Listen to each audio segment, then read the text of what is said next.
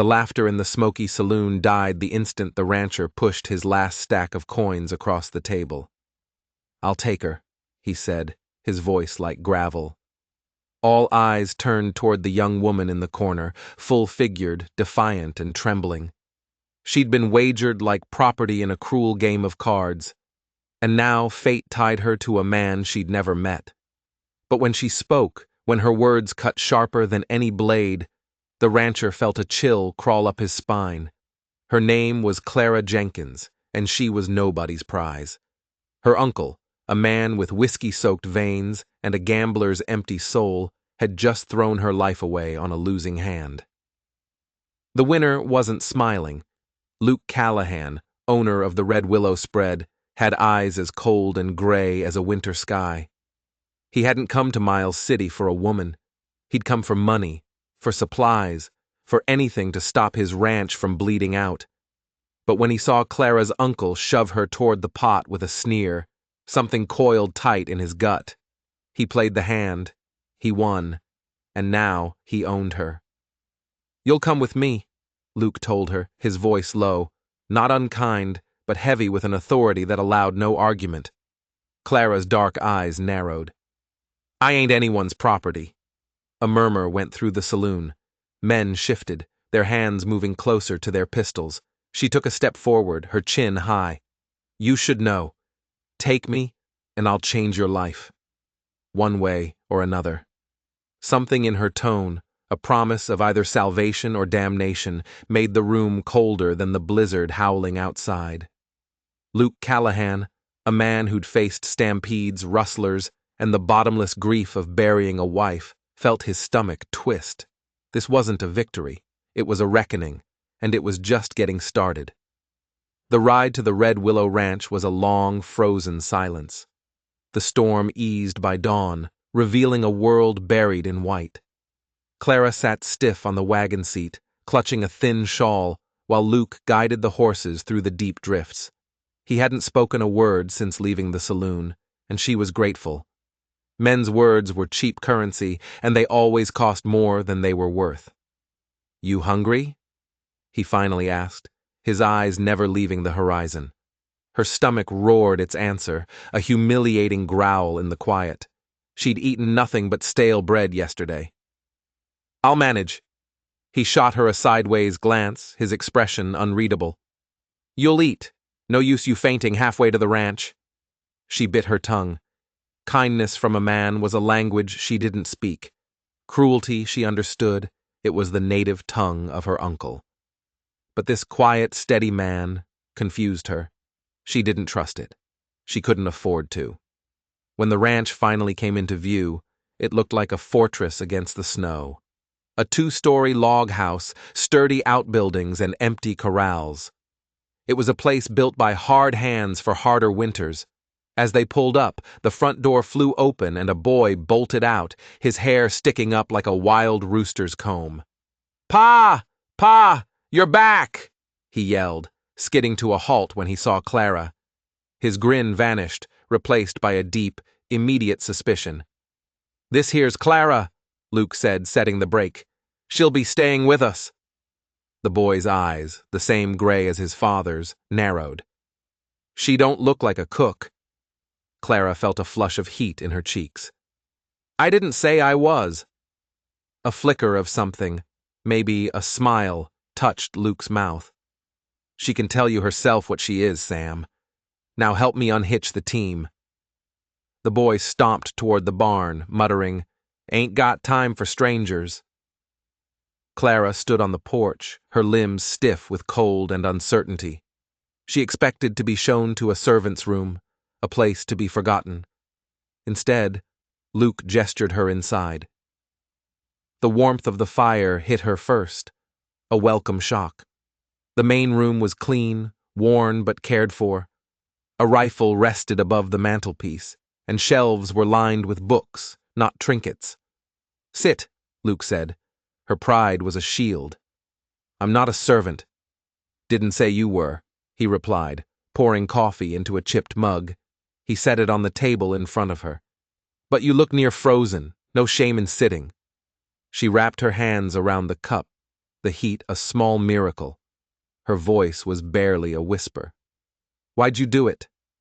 Luke leaned against the hearth, his arms crossed over his broad chest. "Because a man shouldn't wager a woman's freedom. Not while I'm at the table." His eyes held hers, and in their depths she saw a grief that mirrored her own. But there was something else, too. A shadow. This wasn't the whole story. She couldn't let him think she was some damsel he'd rescued. "You may have won me," she said, her voice firm, "but I ain't yours. I'll work for my keep, but my life is my own." For the first time, a real smile touched Luke's lips, though it was laced with a deep sadness. "Reckon we understand each other just fine." But as he turned away, Clara noticed the ledger book on his desk, open to a page of red ink. The numbers told a story of debt, of failure. Suddenly, his act in the saloon didn't seem so noble. It seemed desperate. The days at Red Willow fell into a harsh rhythm. Clara rose before the sun, her body aching, and stoked the fire in the kitchen stove. The boy, Sam, was a constant, sullen shadow. Every morning he'd barrel in, his grin faltering the moment he saw her. "You're still here," he'd mutter. "Sharp as a tack, that one," Clara would say dryly, not looking up from the oats. Sam would squint. "You talk too much." One morning, Luke's chuckle rumbled from the doorway. "Eat your breakfast, boy. You'll need it breaking ice at the trough." Clara hid a smile, a real one. She hadn't felt the urge in years, but this broken father and his half-wild son were starting to pry something loose inside her chest. The work was brutal. Melting snow turned the ranch into a sea of mud. Fences had collapsed under the weight of winter. Supplies were dangerously low. Clara didn't wait to be asked. She knew hard labor. She mucked stalls, hauled water, and patched clothes until her fingers were raw. She worked to prove she wasn't a burden, but also to keep from thinking about the coldness in Luke's eyes whenever he looked at her for too long. One evening, he found her in the barn mending a harness by lantern light. "Where'd you learn that?" he asked, his voice startling her. "Uncle ran horses. Someone had to keep the tack from falling apart." He watched her hands, strong, calloused, efficient. "Most women I've known couldn't tell a bridle from a breast collar." "I ain't most women," she said, not looking up. He said nothing, but she felt his gaze on her. It wasn't pity or lust. It was something else. Assessment.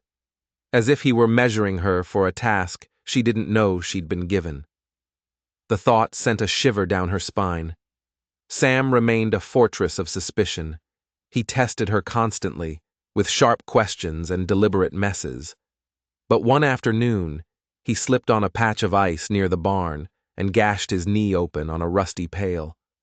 Clara found him stumbling toward the house, his face white, blood soaking his trousers.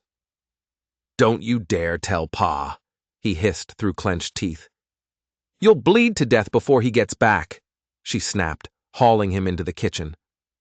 She washed the wound with whiskey, ignoring his yelps, and stitched the cut with a steady hand she didn't know she possessed.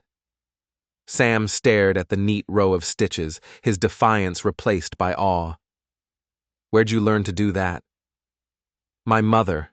She was a midwife, saw more blood than most soldiers." He looked at her then, really looked at her, and his gaze softened. "Guess you're tougher than you look." She raised an eyebrow. "Guess you're softer than you act." From that day, the boys' walls began to crumble. And as they did, Clara started to feel a dangerous thing: hope. But that night, while cleaning the room she'd been given, the former master bedroom, she found something. Tucked away in the back of the wardrobe, beneath a stack of faded linens, was a small, locked wooden box. It felt heavy, important. It had belonged to Anna, Luke's first wife. And Clara knew with a certainty that chilled her to the bone that whatever was inside held the key to why she was really here. Clara couldn't shake the feeling that the locked box was a loaded gun. She spent days glancing at the wardrobe, her fingers itching to know its secrets. Luke and Sam were slowly, cautiously, making a space for her in their lives. The work was still backbreaking, but now a quiet word of thanks from Luke or a shy smile from Sam felt like a reward. But the box whispered to her at night.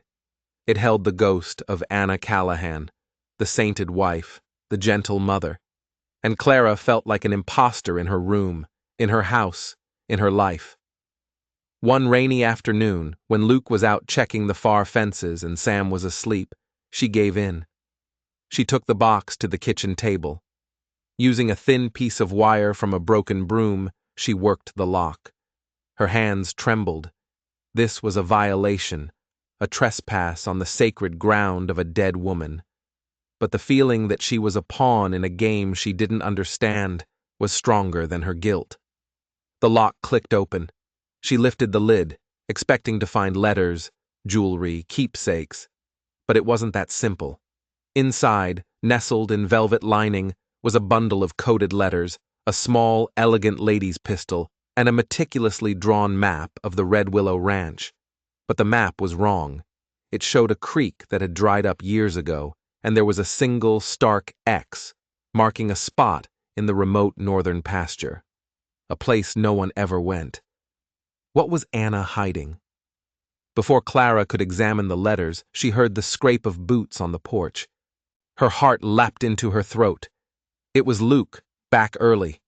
She slammed the box shut, but it was too late. He strode into the kitchen, rain dripping from his hat, and froze. His eyes locked on the box in her hands. The warmth that had started to grow between them vanished, replaced by an icy fury that was terrifying to behold. "What are you doing?"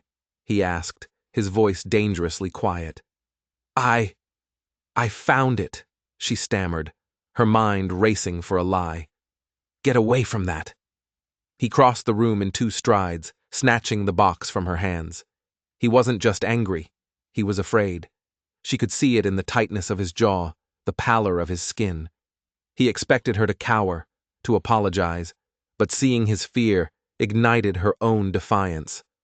"What's in it, Luke? What are you so afraid of?" He stared at her, his gray eyes stormy. For a moment she thought he would throw her out, send her back to whatever miserable fate awaited her. But instead, a look of grim resignation settled over him. He sank into a chair, his shoulders slumping. "It's not what's in it," he said, his voice ragged. "It's who it connects to." He looked up at her, and the grief in his eyes was so raw, it was like an open wound. "I didn't win you in a card game, Clara. Not really. Your uncle was deep in debt. To a man who's been trying to take this ranch from me for years. A man I think had something to do with my wife's death." The floor seemed to drop out from under her. She wasn't a prize, she was collateral. He opened the box and pulled out the coded letters. Anna. She was communicating with him. "I found these after she died. I thought the fever that took her was just a fever. Now I'm not so sure." Suddenly, the pieces clicked into place. The ranch's debt, his desperation, his fear. He hadn't rescued her. He had acquired her, a shield against an enemy she couldn't see. Before she could even process the betrayal, a gunshot cracked through the rainy afternoon, sharp and close. It was followed by another, and then the sound of splintering wood as a bullet tore through the kitchen wall, missing Luke's head by inches. They hit the floor as another volley of shots peppered the house. Luke crawled to the window, peering through the smallest crack. "They're in the trees," he hissed, grabbing the Winchester from above the mantel. "Just a few of them. A probing attack." "Who are they?" Clara yelled over the gunfire. "The man I told you about. His name is Jedediah Kane. He claims Anna's family cheated his out of this land a generation ago. He wants it back. He'll stop at nothing." Luke tossed her a pistol from a drawer. "You know how to use one of these?" "I learn fast," she said, her hands surprisingly steady. The small pistol from Anna's box was still on the table. It felt like a ghost's weapon. The shooting stopped as suddenly as it began. An eerie silence descended, broken only by the rain. "They're gone," Luke said after a long moment, his eyes scanning the tree line. "For now. They were testing our defenses." He looked at Clara, at the pistol in her hand, at the open box on the table. The lines of battle had been drawn not just outside, but between them. "So, I'm just a piece of property you took from a worse man," she said, her voice flat, devoid of emotion. "No," he said, turning to face her fully. "It started that way. I needed leverage against your uncle who works for Kane. But then I saw you. I saw your fight. I was wrong to keep it from you, but I was trying to protect you. I don't need your protection, Luke. I need the truth." He nodded slowly, his gaze falling on the map from Anna's box. "That X marks the old family plot. It's where Anna is buried." His voice broke. "Kane's men have been seen out there, digging. I don't know what they're looking for, but I think Anna hid something there for them. Something she was going to trade for. I don't know. Her freedom, our ruin." The thought was a cold stone in her gut. She was living in a dead woman's house, caught in the crossfire of a dead woman's secrets. That night, sleep was impossible. Every creak of the house sounded like an intruder. Clara lay awake, staring into the darkness, when she heard a small noise from the hall. It was Sam, standing in her doorway, a small, trembling silhouette. "I heard the shots," he whispered. She sat up, making room for him on the bed. He crawled in beside her, his small body shivering. "They were bad men, weren't they?" "Yes," she said softly. "But we're safe." He was quiet for a long time. Then he said something that made her blood run cold. "He was here before, the bad man, before Mama got sick." Clara froze. "What bad man, Sam?" "The one with the snake on his hand," he whispered, his voice thick with sleep and memory. "He argued with Mama. He made her cry. A snake on his hand. A tattoo? A brand? It was a detail. A real, tangible clue."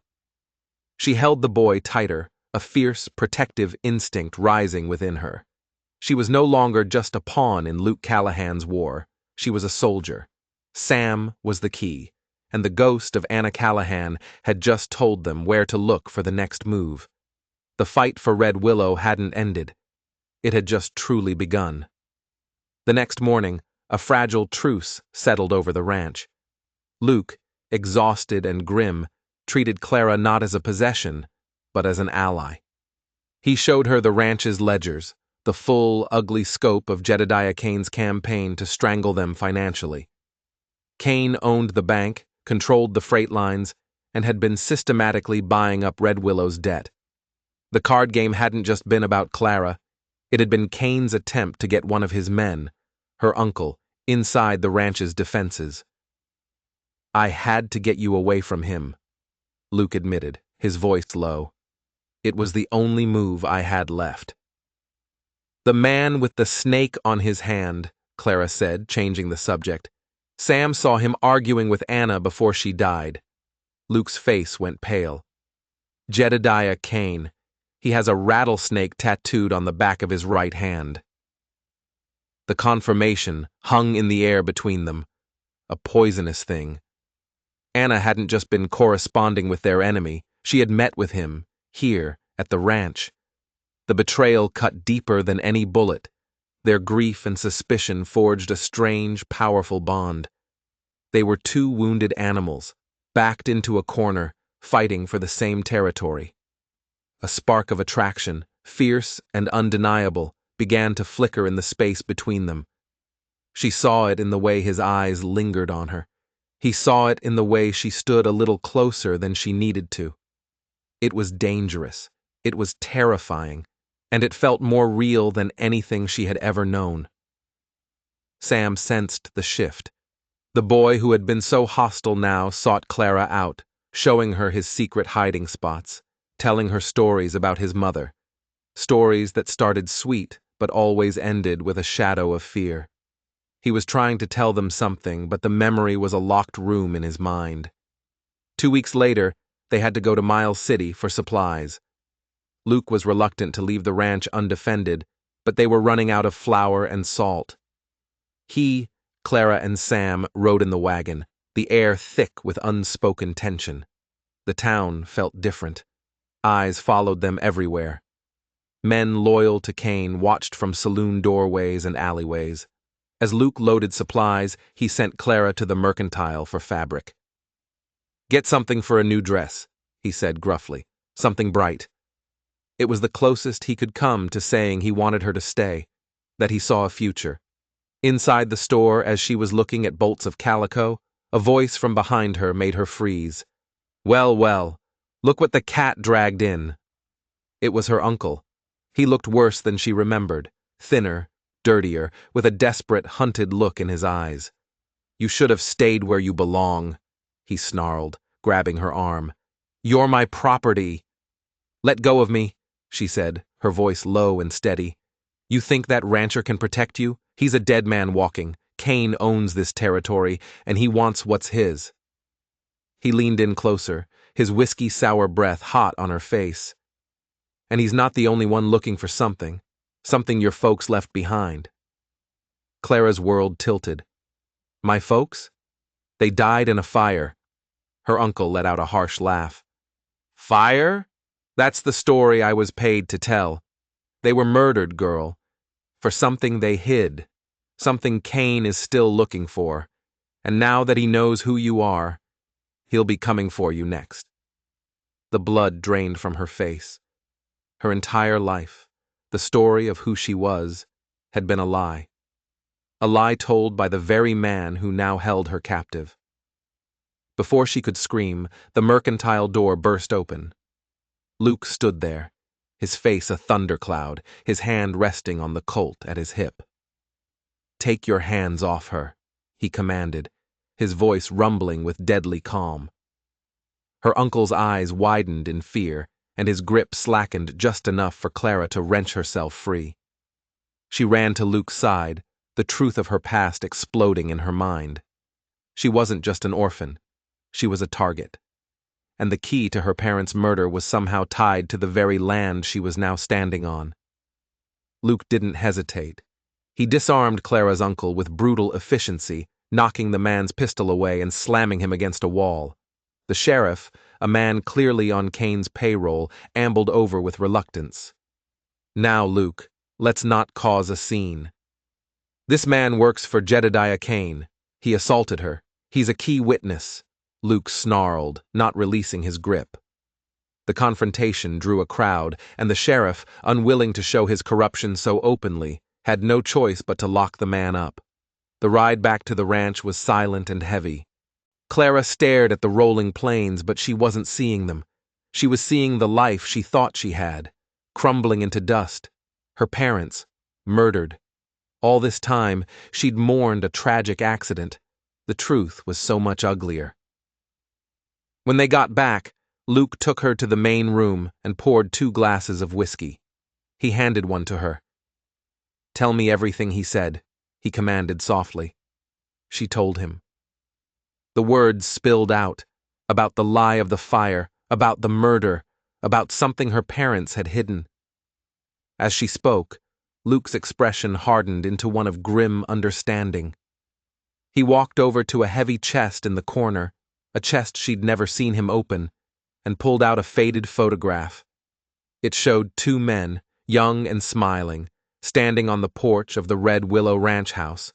One was a younger Luke.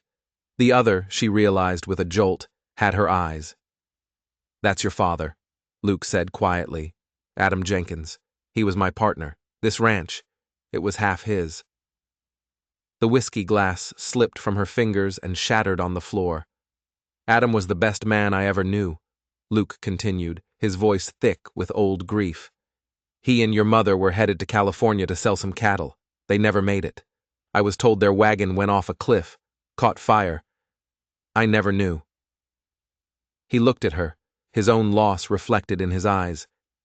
Kane must have found out Adam had something he wanted. He killed them, and paid your uncle to take you and disappear. She was not Clara Jenkins, unlucky niece of a drunkard. She was Clara Jenkins, heir to half of the Red Willow.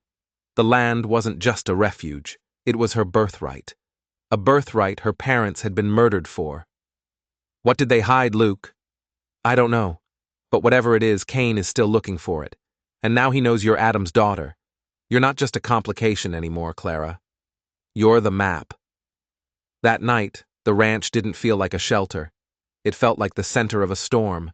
And then, a new piece of the puzzle fell into place. Sam, unable to sleep, came to Clara. He was holding a small, carved wooden bird. Mama gave this to me, he whispered. She told me to keep it safe. She said it would show the way. Clara took the bird. It was simple, but beautifully made. Then she noticed something. A tiny seam ran along its back.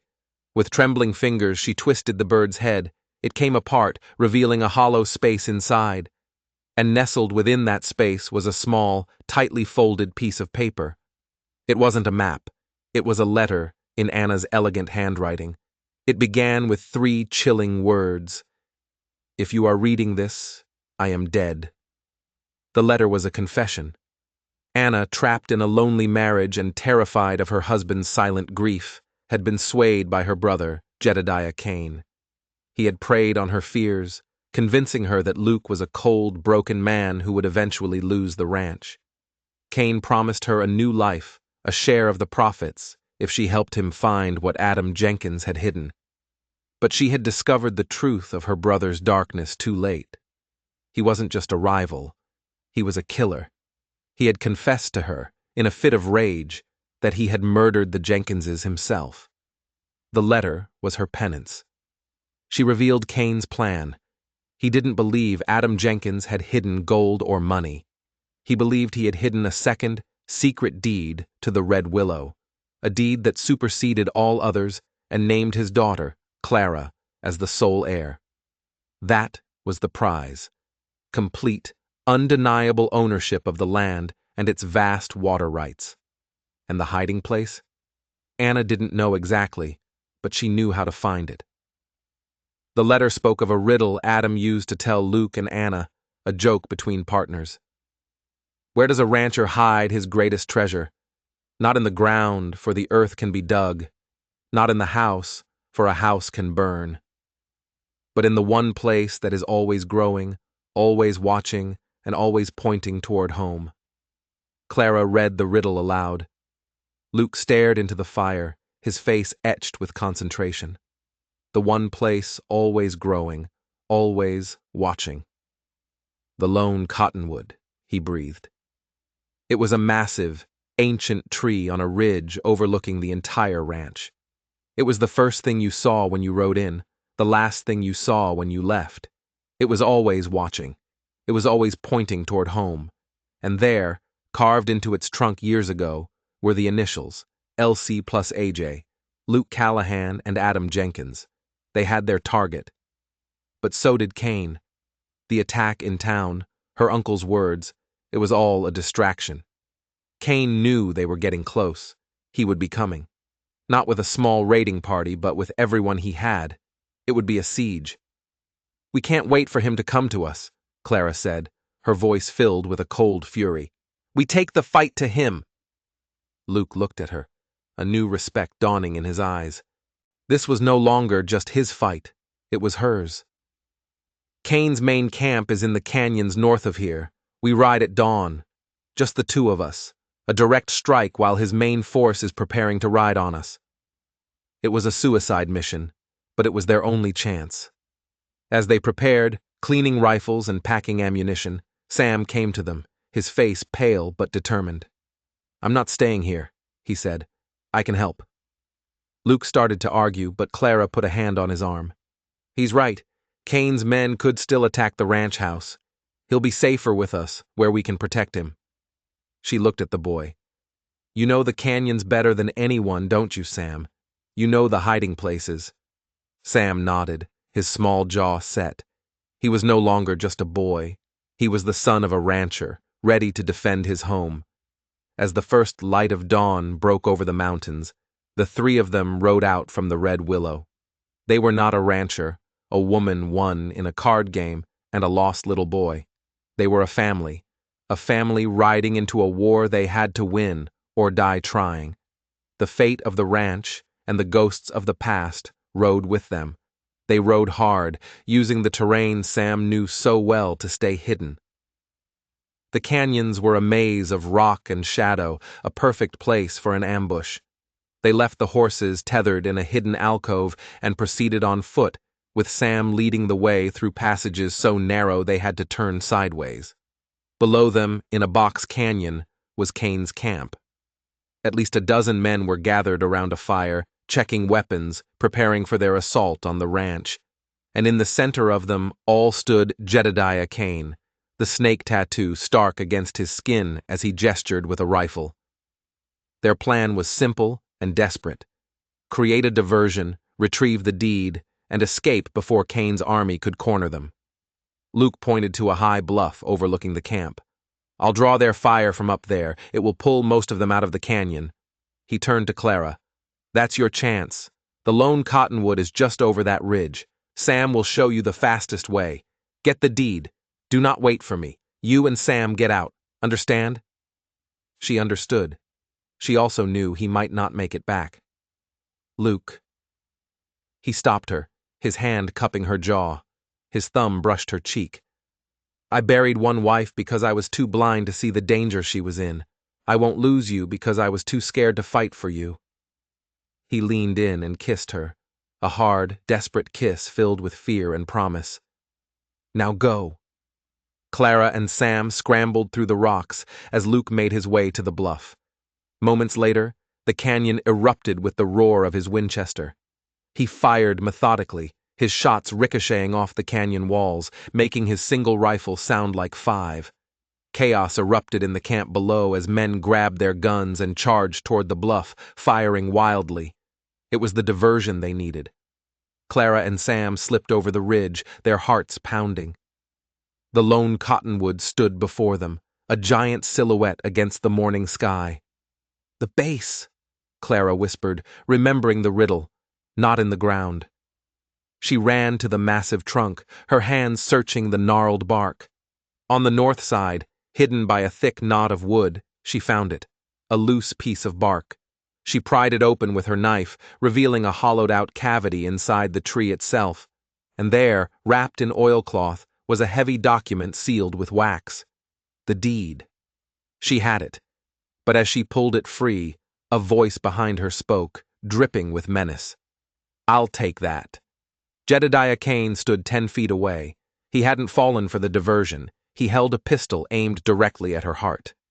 Sam let out a small cry and hid behind her. My brother-in-law is a fool, Kane said with a sneer. Brave but predictable. Did you really think it would be that easy? He took a step closer. My sister was weak. She couldn't see the future. This land, this water, it's worth more than 1,000 herds of cattle, and it belongs to me. It belongs to her, came a voice from the ridge above. Kane spun around. Luke stood there, his rifle aimed squarely at Kane's chest. He hadn't stayed on the bluff. He had circled around, anticipating Kane's move. The hunter had become the hunted. It's over, Jedediah, Luke said, his voice echoing in the quiet.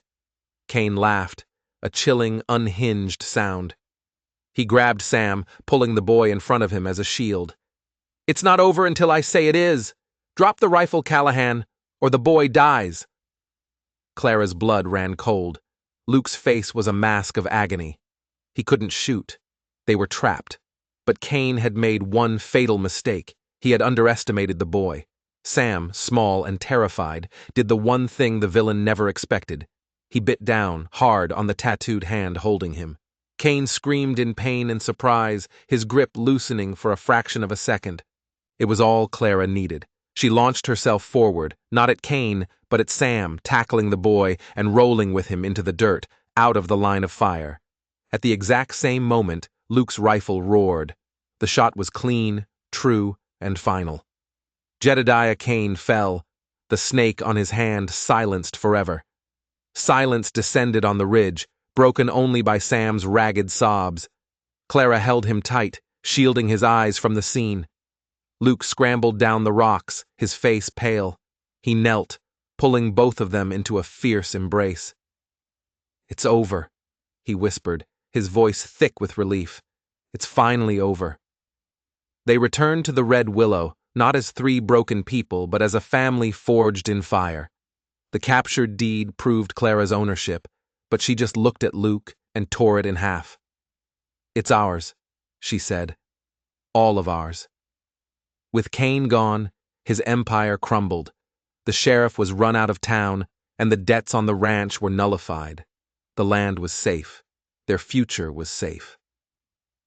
A few weeks later, under the broad branches of the lone cottonwood, they were married. The preacher came from town, and all their neighbors gathered to celebrate. Sam stood between them, the proud guardian of the rings. Luke looked at Clara, his eyes full of a love so deep it hurt. "You told me you'd change my life," he said, his voice low for only her to hear. "I never knew you meant you'd save it." Clara smiled, her own tears blurring the wide Montana sky. "We saved each other." As the preacher pronounced them husband and wife, Luke bent to kiss her, and the crowd cheered. Sam let out a whoop of joy, and for the first time, the Red Willow Ranch felt truly like a home. It wasn't a place of ghosts and grief anymore. It was a place of new beginnings, built on the foundations of truth and courage.